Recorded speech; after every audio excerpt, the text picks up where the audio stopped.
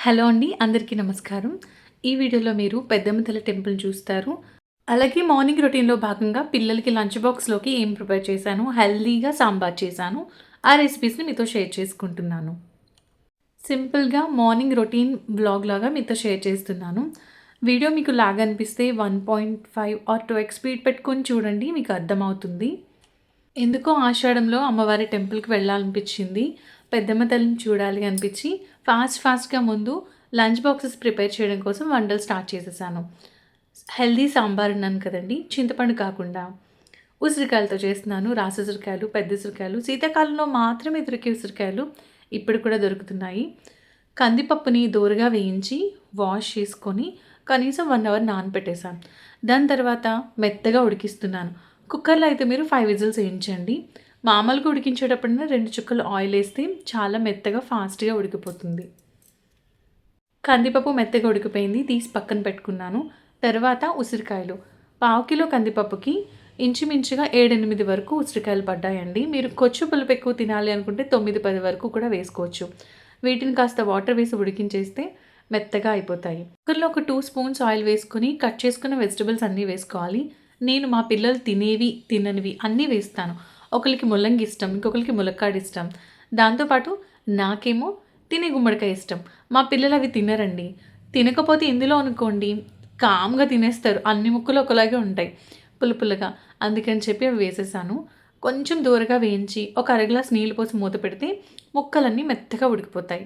ఇలా ముక్కలు ఉడికిన తర్వాత మనము ముందుగా తీసుకున్న కందిపప్పుని మిక్సీ పట్టుకోవాలి. ఉడికిపోయిన కందిపప్పుని. చేత్తో కావాలనుకుంటే మీరు పప్పు గుత్తితో మెదుపుకోవచ్చు. అలా పప్పు గుత్తితో మెదిపినా ఏమవుతుందంటే పప్పు అడుక్కెళ్ళిపోతుందండి. సాంబార్ మనకి ఈక్వల్‌గా ఒకలాగా కావాలి అనుకుంటే మాత్రం మిక్సీ పట్టుకోవాలి. ఉడికించిన ఉసిరికాయల్లో నీళ్లు వేస్ట్ చేయకూడదండి. ఆ నీళ్లు కూడా మనం ఇలా సాంబార్‌లో వేసేసుకొని, ఉడికిన ఉసిరికాయలను మిక్సీ జార్‌లో వేసుకొని, కొంచెం నీళ్లు వేసి మిక్సీ పట్టుకుంటే మెత్తగా పేస్ట్‌లాగా అయిపోతుంది.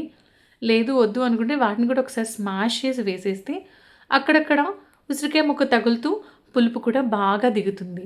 మీరు సాంబార్ మాత్రం బాగా మరిగించాలండి. రసమైన సాంబారైనా ఎంత బాగా మరిగితే అంత టేస్ట్ ఉంటుంది. పసుపు, ఉప్పు, కారం, పులుపు పులుపుకి తగ్గట్టుగా మనం కారం, ఉప్పులు అడ్జస్ట్ చేసుకోవాలి. ముందు సాంబార్ మరుగుతున్నప్పుడు పైన నురగలా వస్తుంది కదా! నురగంతా తీసేస్తున్నానండి. తీసేసిన తర్వాత దాని తర్వాత ఇందులోకి మిరియాల పొడి, సాంబార్ పొడి వేసుకోవాలి. ఇవి 2 వేసిన తర్వాత కూడా సాంబార్ బాగా మరిగితే టేస్ట్ చాలా బావుంటుంది. లాస్ట్‌లో తాలింపు వేసుకోవాలి. దంచిన వెల్లుల్లిపాయలు, జీలకర్ర, ఆవాలు, ఎండుమిర్చి దాంతో పాటు కొద్దిగా కరివేపాకు వేసి దోరగా బాగా వేయించుకొని లాస్ట్‌లో కొంచెం చిటికెడంత ఇంగువ వేయాలి స్టవ్ ఆఫ్ చేసే ముందు. ముందు వేస్తే గనక చేదొస్తుంది. దాని తర్వాత మరిగిన సాంబార్‌ని వేసి మిక్స్ చేసుకొని ఒకే పాత్రలోకి తీసుకోవాలి. సాంబార్ చాలా బావుంటుంది. రెండోసారి నాకు సాయంత్రం వంట చేసే ఓపిక లేక ఒక్కసారి సాంబార్ చేసేసాను. సాయంత్రం ఇడ్లీ వేసేయొచ్చని. పాన్‌లోకి ఆయిల్ వేసుకొని ఆయిల్ హీట్ అయిన తర్వాత ఉల్లిపాయలు వేసుకోవాలి. ఉప్పు వేసుకోవాలి త్వరగా వేగడానికి. అయితే ఈ ఉల్లిపాయలు ఎందుకు వేస్తున్నాను అంటే సాంబార్ ఉంటే నాకైతే అప్పడం ఉంటే సరిపోతుందండి. కానీ మా ఇంట్లో సాంబార్‌లోకి పక్కన కూర, ఆ పక్కన ఫ్రై కూడా ఉంటే పండుగ చేసుకుంటారు.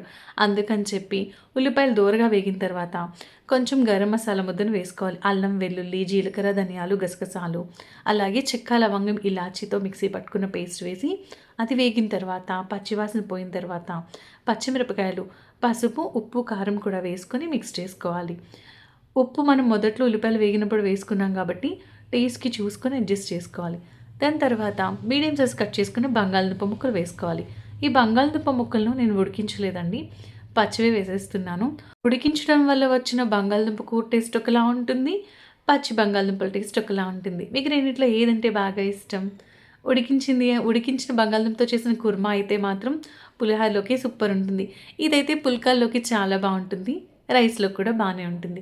లాస్ట్‌లో ఫ్రైకి తోటకూర ఫ్రై చేస్తున్నాం. తోటకూర ఫ్రై కోసం తాలింపు శనగపప్పు, మినపప్పు, జీలకర్ర, ఆవాలు, కరివేపాకు, ఎండుమిర్చి దాంతో పాటు వెల్లుల్లిపాయలేసి దోరగా వేగిన తర్వాత కట్ చేసుకున్న తోటకూర వేస్తున్నా. ఇక్కడ తోటకూర తినడం అంటే పెద్ద సాహసమనే చెప్పాలి. మా ఊళ్ళో తోటకూర భలే లేతగా బావుంటుందండి. ఇంటి ముందుకి అంకుల్ తీసుకొస్తారు. ఒక అంకుల్ తోటకూర, పాలకూర, చుక్కకూర అసలు భలే ఉంటది ఆకుకూర అయితే. పిల్లలకి లంచ్ బాక్స్ ప్యాక్ చేసి ఇచ్చేసి దాని తర్వాత టెంపుల్‌కొచ్చాం. అసలు ఎప్పుడొచ్చినా కూడా నాకెంత ప్రశాంతంగా అనిపిస్తుందండి. అమ్మవారి టెంపుల్ పెద్దమ్మ. నేను హైదరాబాద్ వచ్చిన తర్వాత నేను వెళ్ళిన ఫస్ట్ టెంపుల్ ఇదే. నన్ను ఎప్పుడు తీసుకెళ్తానా, వారానికి ఒకసారి మా బావ తీసుకెళ్తానా, నేను వెళ్ళడానికి రెడీగా ఉంటాను. ఆయన కుదరదు కానీ అమ్మవారి టెంపుల్ వెనకాల దివ్యశక్తుల మండపం అని ఉంటుంది. మేము వెళ్ళిన రోజున చాలా రద్దీగా ఉంది. ఆషాఢం శ్రావణంలో అమ్మవారు అసలు ఖాళీ ఉండరు. ఇక్కడ కాయిన్స్ నిలబెడుతున్నారు కదండి, మనసులో కోరుకొని ఇలా కాయిన్ నిలబెడితే, ఆ ఫ్లోర్ మీద కాయిన్ నిలబడితే మనసులో ఉన్న కోరిక నెరవేరుతుంది అంటారు.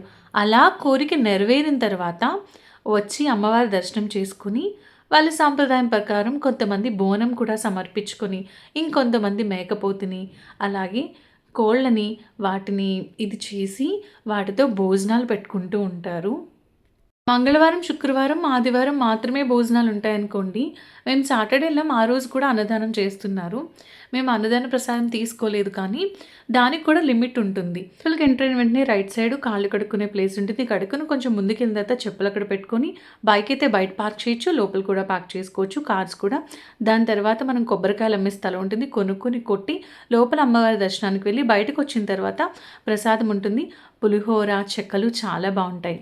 పెద్దమ్మ తల్లి టెంపుల్ టైమింగ్స్ ఏంటంటే మార్నింగ్ 6 o'clock నుంచి మధ్యాహ్నం 1 గంట వరకు, మధ్యాహ్నం 3 నుంచి రాత్రి 8 వరకు ఉంటుంది. సండే 8:30 వరకు. గర్భగుడిలో అమ్మవారు లైటింగ్ అంటే దీపపు కాంతులు మాత్రమే అనండి. ఆ దీపపు కాంతుల మధ్యలో అమ్మవారు ఎంత బాగుంటారంటే ఎంతసేపు చూసినా మనకు తరివి తీరదు. కానీ ఎక్కువసేపు ఉండనివ్వరు. ఎప్పుడు క్రౌడ్ ఉంటుంది. క్రౌడ్ లేని టైంలో వెళ్ళగలిగితే ఎంతసేపు అయినా దర్శనం చేసుకోవచ్చు. ఈ వీడియో మీకు నచ్చిందా? నచ్చితే థ్యాంక్ యూ.